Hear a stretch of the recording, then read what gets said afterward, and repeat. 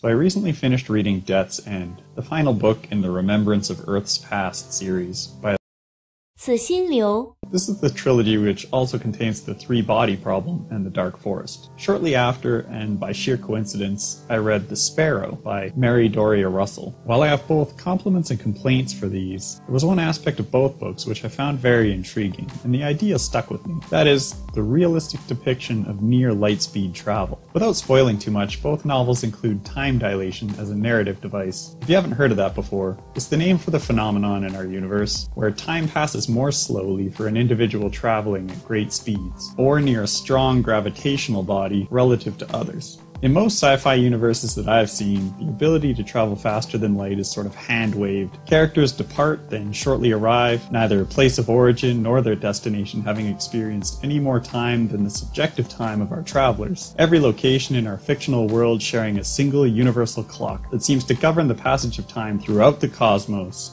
There are, of course, exceptions to this. For instance, Interstellar shows its characters aging decades as the protagonists linger near a black hole. Regardless, the idea stuck with me, and I started to think, you know what? This might make a really cool game concept. My game, which I've decided to temporarily title simply Lightspeed, will revolve around the core concept of a realistic depiction of space travel while flying at speeds approaching the speed of light. As the player, you'll be able to travel to different star systems and visit the inhabitants of the planets there. Time dilation effects will have you seeing civilizations rise and fall, and different events play out based on when you arrive and what actions you've taken in the universe thus far. Gameplay-wise, I'm hoping to make it some parts Outer Wilds and some parts Kerbal Space Program, with a bit of Majora's Mask thrown in the mix as well. Mainly, I want to have miniature solar systems, small enough that the planets don't feel enormous and barren, but large enough to where regular orbital mechanics, as well as achieving and maintaining orbit around a planet, is still possible and useful. If you weren't aware, planets in Outer Wilds don't use the real-world inverse square law to calculate gravity. That has some interesting consequences that I'll address eventually. To start off, I need to get some of the core mechanics in place. I'll need a character. There we are, looking handsome as shit. I'll need a planet with gravity, and I'll need a camera. In the past, I've been the type of person to spend weeks or months programming the most flawless character controller, and then being too burnt out to continue working on any other aspect of the game. This time, I've decided to take an iterative approach, the sort of SpaceX, move fast and break things philosophy. So my goal is to get in place versions of these things that are just working enough to see how they look. I'll make a better planet later, but to get going, I start off with a default sphere.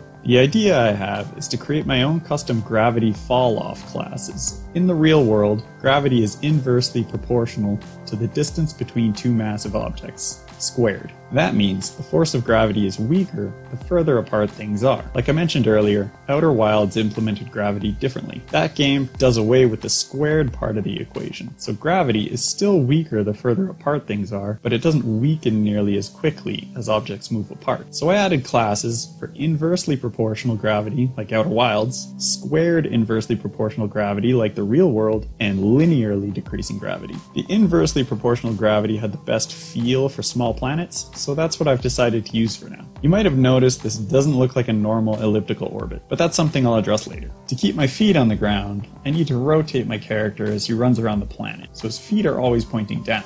When making a character controller in Godot, the two main choices you have are Rigid Body 3D or Character Body 3D.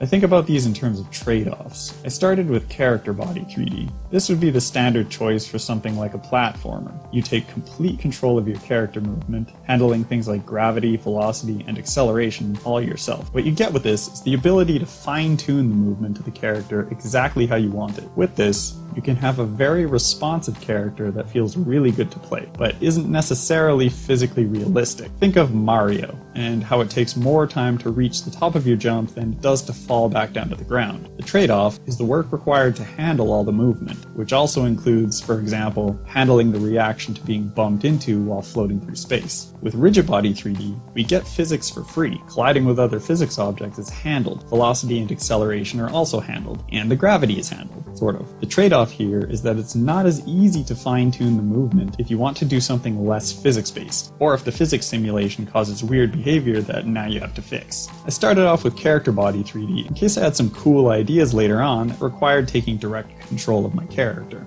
like, for instance, a mid-air dash. But ultimately I decided it made more sense to handle these edge cases as they come up and get all of the physics for free. After all, we're dealing with orbital mechanics. The fact that we want realistic physics is sort of a given. So I switched to rigid body. With basic character movement set up, the next thing I need is a camera. But the current gray on gray on gray colors are just boring and they make it pretty difficult to even tell what's going on. So first I'm going to add a starry space skybox. To do this, I use Godot's skybox shader type. This is my first time learning how to write a shader, so there were some learning experiences, but eventually I got something looking halfway decent. I achieved this look by blending 3 different noise textures. If you use a single texture for the sky using sky coordinates, you get this distorted look at the poles, where the texture bunches up. You can fix the poles by using eye direction, but then you get stretching across the horizon. I solved this by having a horizontal sky texture, which fades to black near the poles, and another texture for the poles, which fades to black near the horizon.